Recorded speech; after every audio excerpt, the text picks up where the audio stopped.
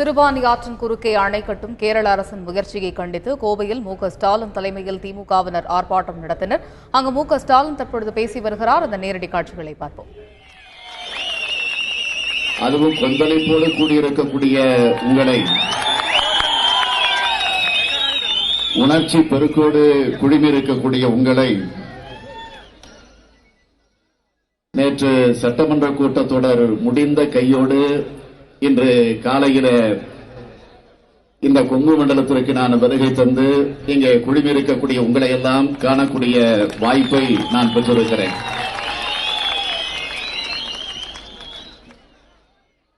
நீங்கள் எல்லாம் திராவிட முன்னேற்ற கழகத்தின் மீது ஒரு நம்பிக்கையை வைத்திருக்கிறீர்கள். இன்னும் சொல்ல வேண்டும் என்று சொன்னால், நம்மை வழிநடத்தக்கூடிய நம்முடைய தலைவர் கலைஞர் அவர்கள் மீது அசைக்க முடியாத நம்பிக்கையை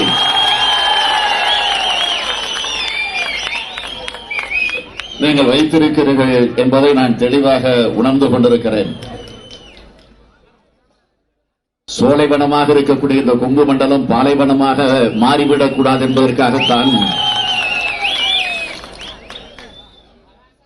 இந்த போராட்டத்தை நாம் நடத்தி கொண்டிருக்கிறோம். பசுமையுடன் நெல்மணிகளை தாங்கி நிற்கும் பயிர்களை பதறாகிவிடக்கூடாது என்ற கவலையில இந்த போராட்டத்தை நாம் இங்கே நடத்தி கொண்டிருக்கிறோம். சிறுவாணி ஆற்றிலிருந்து கோவைக்கும் ஈரோட்டிற்கும் திருப்பூருக்கும் கிடைக்கக்கூடிய தண்ணீர் பறி போய்விடக்கூடாது என்ற அந்த உணர்வோடு இந்த போராட்டத்தை நாம் இங்கே நடத்தி கொண்டிருக்கிறோம். இதே கோவை மாநகருக்கு 1969ஆம் ஆண்டு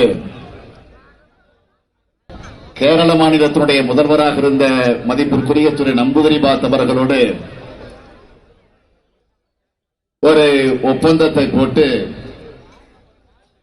அந்த ஒப்பந்தத்தின் மூலமாக சிறுவாணி தண்ணீரை பெற்றுத்தந்த தலைவர்தான் நம்முடைய தலைவர் கலைஞர் அவர்கள் என்பது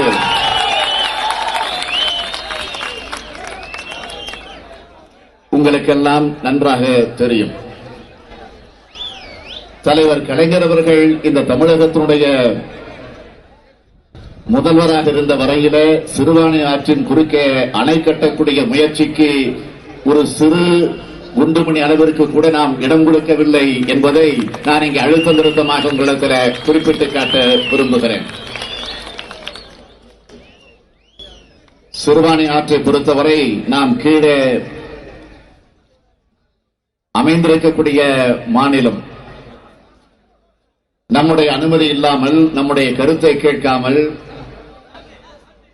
சிறுவாணி அணையினுடைய குறுக்கே அட்டப்பாடி குடிநீர் திட்டத்தை நிச்சயமாக கொண்டு வர முடியாது. 1982 மத்திய நீர்வள ஆணையம் கேரள அரசினுடைய இந்த திட்டத்திற்கு அனுமதியை மறுத்திருக்கிறது. அப்படி மறுக்கப்பட்ட திட்டத்தை இப்பொழுது மீண்டும் கொண்டு வருவதற்கு கேரள அரசு முயற்சிக்கிறது. அதைவிட கொடுமை வேதனை என்னவென்று கேட்டால், இந்த திட்டத்தை பற்றி ஆய்வு நடத்துவதற்கு மத்திய அரசு அனுமதி தந்திருக்கிறது. நான் கேட்க விரும்புவது, இன்றைக்கு தமிழகத்தில் ஆளுங்கட்சியாக இருக்கக்கூடிய அதிமுக, ஜெயலலிதா தலைமையில் இருக்கக்கூடிய அதிமுக ராஜ்யசபாவோடு சேர்த்து 50 எம்பிக்களை பெற்றிருக்கிறது. அந்த 50 எம்பிக்களை பெற்றிருக்கக்கூடிய ஆளுங்கட்சியாக இருக்கக்கூடிய அதிமுக, அதனுடைய தலைவராக இருக்கக்கூடிய அம்மையார் ஜெயலலிதா அவர்கள் மத்திய அரசு அனுமதி தந்திருப்பதை இன்றைக்கு அவர்கள் வேடிக்கை பார்த்துக் கொண்டிருக்கிறார்கள். எம்பிக்களுடைய வேலைகள் என்னவென்று கேட்டால், இப்பொழுது நாடாளுமன்றத்தில் அம்மா அம்மா அம்மா என்று புகழாரம் சூட்டக்கூடிய, பஜனை பாடக்கூடிய வகையில், அதையும் தாண்டி சொல்ல வேண்டும் என்று சொன்னால் காஷ்மீர் பியூட்டிஃபுல் காஷ்மீர் என்று பாடக்கூடிய நிலையில் அதிமுகவுடைய எம்பிக்களுடைய மிகப்பெரிய வேலையாக இருந்து கொண்டிருக்கிறது. கடந்த 27ஆம் தேதி நான் இதே கொங்கு மண்டலத்தில் அடங்கியிருக்கக்கூடிய நாமக்கல் மாவட்டத்திற்கு வந்திருந்தேன். அப்பொழுது நான் அந்த மாவட்டத்திற்கு வந்த நேரத்தில் நிகழ்ச்சிகளில் பங்கேற்ற நேரத்தில் ஒரு கருத்தை நான் எடுத்துச் சொன்னேன். கடந்த 2 நாட்களாக பத்திரிகைகளில் வந்து கொண்டிருக்கக்கூடிய ஒரு செய்தி, ஆதாரபூர்வமாக வந்து கொண்டிருக்கக்கூடிய ஒரு செய்தி, சிறுவாணி அணையிட அணை கட்டக்கூடிய ஒரு கொடுமை, அதற்கு மத்திய அரசு ஆய்வு நடத்துவதற்கு தந்திருக்கக்கூடிய அனுமதி, மாநில அரசுக்கு பல கடிதங்கள் எழுதியும் முறையான பதில் வரல, விளக்கம் வரல என்ற நிலையில பத்திரிகைகளில் தொடர்ந்து செய்திகள் 2 நாட்களாக வந்து கொண்டிருக்கிறது. ஆகவே இது நிறைவேற்றப்பட்டால் குறிப்பாக கொங்கு மண்டலத்தில் இருக்கக்கூடிய கோவை, ஈரோடு, திருப்பூர் போன்ற பல மாவட்டங்களில் விவசாயிகளும் பொதுமக்களும் விவசாயத்திற்கு மட்டுமல்ல குடிப்பதற்கே தண்ணீர் இல்லாத ஒரு கொடுமை வந்து சேர்ந்துவிடும். ஆகவே உடனடியாக நம்முடைய தலைவர் கலைஞர்களுடைய அனுமதியை பெற்று திராவிட முன்னேற்ற கழகத்தின் சார்பில் ஒரு மிகப்பெரிய போராட்டத்தை நாங்கள் நடத்துவோம் என்று நான் அன்றைக்கே குறிப்பிட்டு விட்டு சென்றேன். அடுத்த நாளே நம்முடைய தலைவர் கலைஞர் அவர்கள் ஒரு அறிவிப்பை வெளியிட்டார்கள்.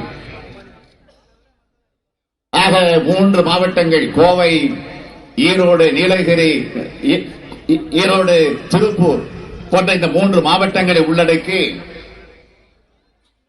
கோவையில ஒரு மிகப்பெரிய போராட்டம் நடைபெறும் என்று அறிவித்தது மட்டுமல்ல, அந்த போராட்டத்திற்கு கழகத்தினுடைய பொருளாளராக இருக்கக்கூடியவன் தலைமையேற்று நடத்துவான் என்ற அந்த அறிவிப்பை அன்றைக்கு வெளியிட்டார்கள். ஆக அந்த நிலையில்தான் இன்றைக்கு இந்த போராட்டம் எழுச்சியோடு, ஏற்றத்தோடு கலைஞர்களுடைய ஆணையை ஏற்று நடைபெற்றுக் கொண்டிருக்கிறது. சட்டமன்றத்தில் நேற்றைய தினம் தீர்மானம் நிறைவேற்றப்பட்டிருக்கிறது. அது அந்த தீர்மானம் எந்த சூழ்நிலையில் நிறைவேற்றப்பட்டது என்று சொன்னால்,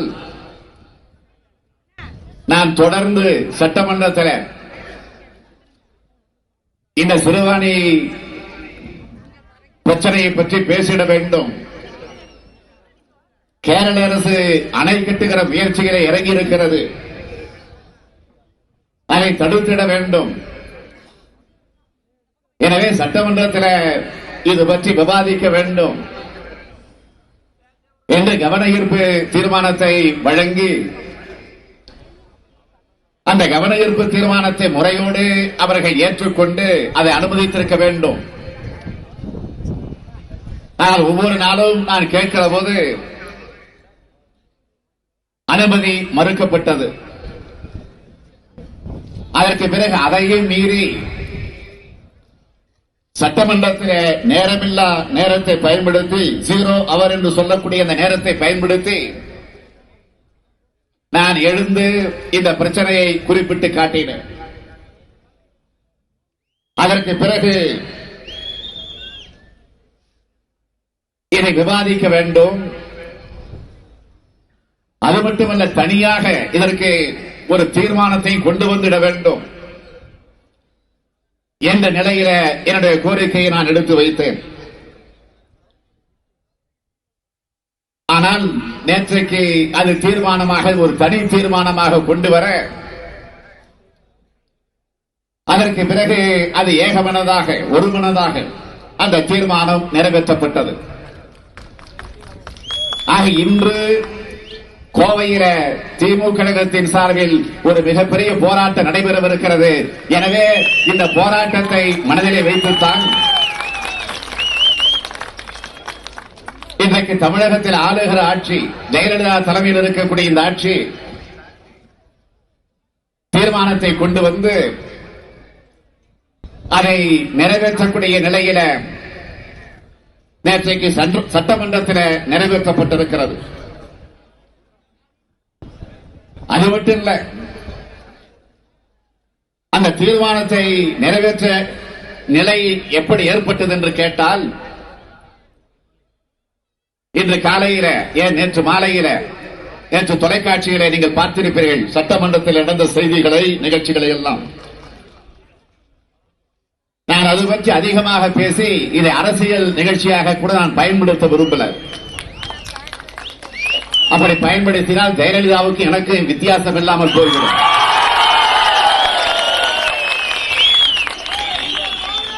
ஏனென்றால் இன்றைக்கு நாம் போராடுவது மக்களுடைய பிரச்சனை, கொங்கு மண்டலத்தில் இருக்கக்கூடிய வாழ்வாதார பிரச்சனை. ஆனால் என்ன சூழ்நிலையில இதை நிறைவேற்றுவதற்கு திமுக முன்வந்தது, அதை நீங்கள் புரிந்து கொள்ள வேண்டும் என்பதற்காக நான் குறிப்பிட்டு காட்ட விரும்புவது, நேற்று சட்டமன்ற கூட்டத்தொடருடைய இறுதி நாள். ஆக அந்த நிறைவாக முடிய இருக்கக்கூடிய அந்த கூட்டத்தொடருடைய கடைசி நாளில் எப்பொழுது நிதிநிலை அறிக்கை தாக்கல் செய்யப்பட்டதற்கு பிறகு ஒவ்வொரு மானிய கோரிக்கைகள் தாக்கல் செய்யப்பட்டு விவாதம் நடைபெறும்.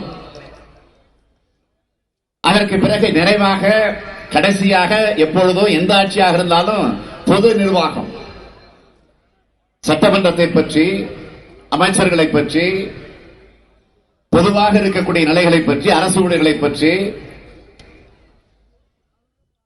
மானிய கோரிக்கைகள் அங்கு நிறைவேற்றப்படும். அப்படிப்பட்ட நேரத்தில் எதிர்க்கட்சி தலைவர் என்கிற முறையில் நேற்றைக்கு நான் பேசக்கூடிய வாய்ப்பினை பெற்றேன். அந்த வாய்ப்பை பெற்று பல பிரச்சனைகளை சட்டமன்றத்தில் எடுத்து சொன்னேன். சில துறைகளில் இருக்கக்கூடிய குறைபாடுகளை சுட்டிக்காட்டினேன். குறிப்பாக இந்த கோவையை சேர்ந்த ஒரு அமைச்சர் இருக்கிறார், உள்ளாட்சித்துறையுடைய அமைச்சர். அவர் பெயர் வேலுமணி. அவர் எப்போதும் முந்திரிக்கொட்டை போல எழுந்திருப்பார்.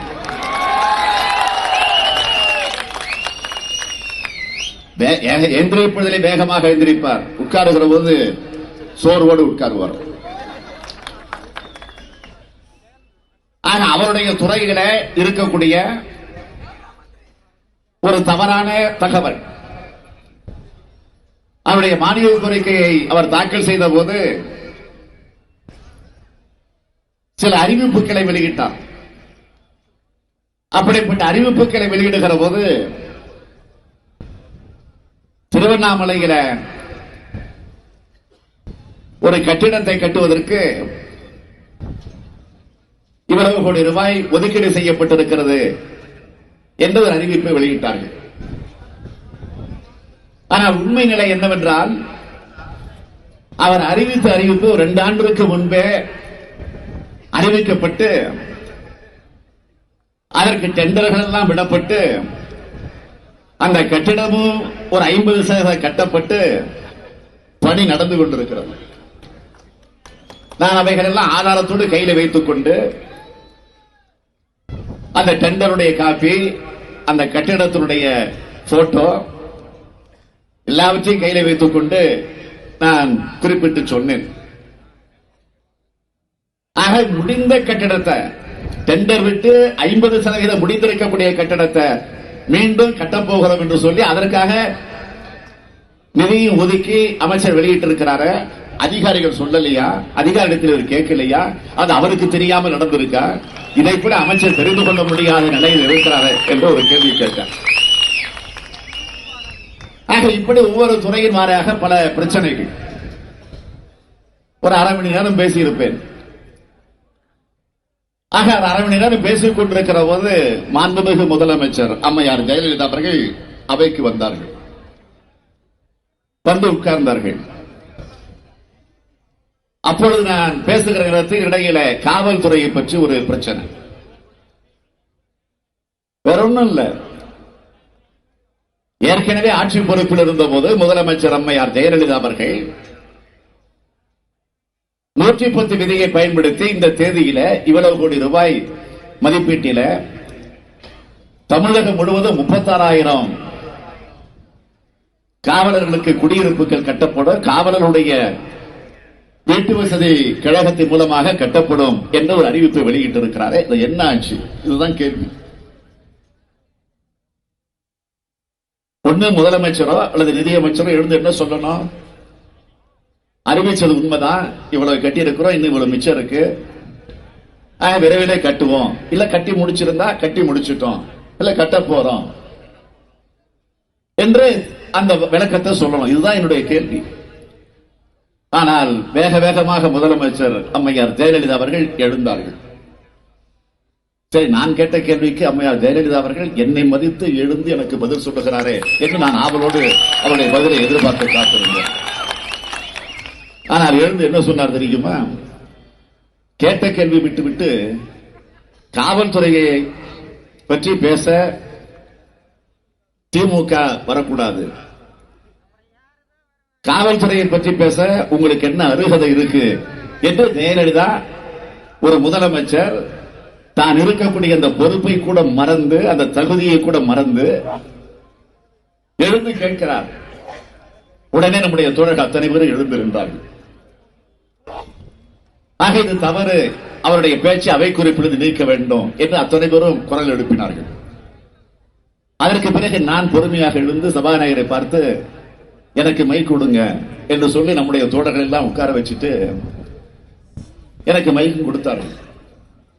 கொடுத்த உடனே சொன்னேன், நான் கேட்ட கேள்விக்கு நிதியமைச்சரோ முதலமைச்சரோ பதில் சொல்லட்டும், வேண்டாம் என்று சொல்லல. ஒருவேளை நான் சொன்னது கூட சரியாக இருக்கிறதோ இல்லை, அது வேறு, தவறாக கூட இருக்கலாம். ஆக அதற்கு விளக்கம் சொல்ல வேண்டிய பொறுப்பு முதலமைச்சருக்கு உண்டு, மறுக்கல. அதிகாரிகள் அரசு துறை அவர்களிடத்தில் இருக்கிறது, எனவே புள்ளி விவரங்கள் அவர்களிடத்தில் தான் இருக்கும். எனவே அவர்கள் சொல்ல வேண்டியது அவர்கள் கடமை, கேட்க வேண்டியது நம்முடைய கடமை. ஆக அந்த நிலையில அவர்கள் அதை விட்டுவிட்டு தகுதி இருக்கிறதா என்று சொல்லக்கூடிய நிலையில ஒரு முதலமைச்சர் சொல்லுகிறார் என்று சொன்னால் இது நியாயமா? நாங்களும் மக்களால் தேர்ந்தெடுக்கப்பட்டு ஒரு சட்டமன்ற உறுப்பினராக இந்த அவையில வந்து அமர்ந்திருக்கிறோம். எதிர்க்கட்சி தலைவராக நான் அமர்ந்திருக்கிறேன். ஆக என்னை பார்த்து தகுதி இருக்கிறதா என்று கேட்கிறாரே, முதலில் அதை தகுதி இருக்கிறதா என்று கேட்பதற்கு அவருக்கு தகுதி இருக்கிறதா, அவருக்கு தகுதி இருக்கிறதா என்று நான் கேட்கிறேன். இதில் என்ன தவறு?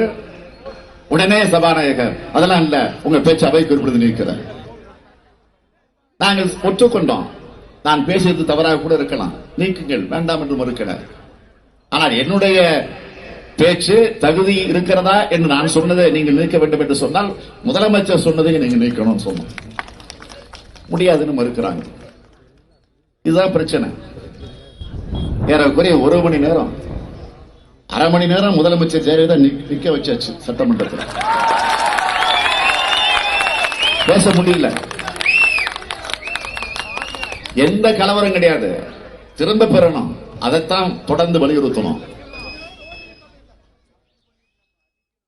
அதற்கு பிறகு இடையில இதை விசதிருப்ப வேண்டும் என்ற அடிப்படையில முதலமைச்சர் ஜெயலலிதா சிறுவாணி பிரச்சனை பற்றி ஒரு தீர்மானத்தை நிறைவேற்ற வேண்டும், அதை சபாநாயகர் மூலமாக அவர் செய்தியை சொல்லி சபாநாயகர் அவையிலே சொல்லி இந்த பிரச்சனைகளிடத்தில் சொன்னப்போ உடனே நாங்கள் என்ன செய்தோம் என்று கேட்டால், நம்ம பிரச்சனை அப்புறம் பார்த்துக்கலாம், முதல்ல மக்கள் பிரச்சனை, சிறுவாணி பிரச்சனை, கொங்கு மண்டல பிரச்சனை.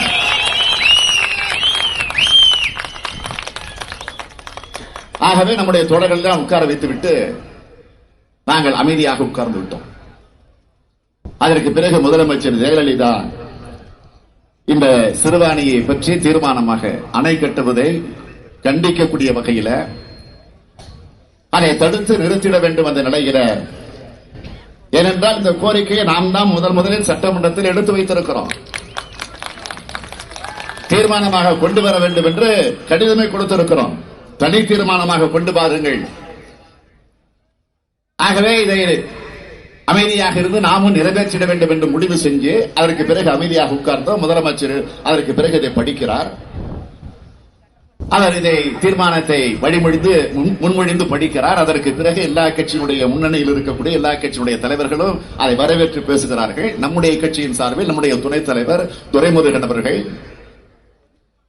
அதை வரவேற்று பேசுகிற போது மிக தெளிவாக எடுத்து சொன்னார், இதை அரசியல் நோக்கத்தோடு நாங்கள் அணுக மாட்டோம்.